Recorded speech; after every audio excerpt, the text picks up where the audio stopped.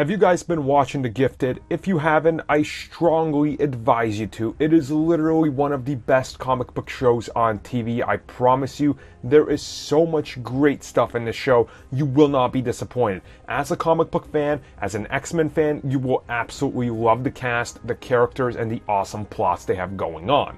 But now that I'm done shilling that, let's get over to talking about the future of this series, and more specifically the direction of some of the characters. So recently, Emma Dumont, who of course plays Laura, aka Magneto's daughter Polaris, actually was being interviewed and got to talk a little bit about the season's ending. More specifically, episodes 12 and 13, which are the final episodes in the first season. And rest assured, yes, the series was picked up for a second season, so we're safe. And when specifically asked about the role of her character in the future, this is what she said, and I quote, "Coming up in this season, and specifically episode 12 and 13, are final episodes.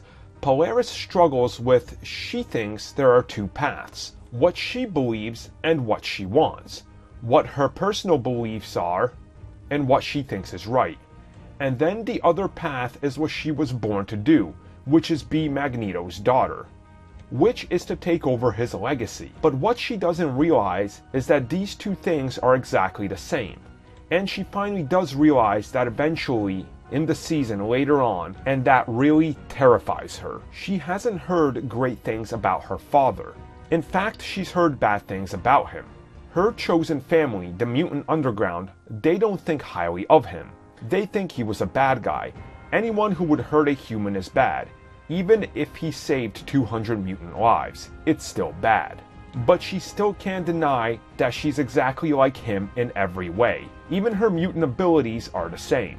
And she's really scared of it. So yeah, honestly, that sounds pretty awesome. It definitely seems like she's going to kind of go full-on Magneto, if you will. Maybe the Underground can start becoming more like the X-Men, and she'll make her own splinter group.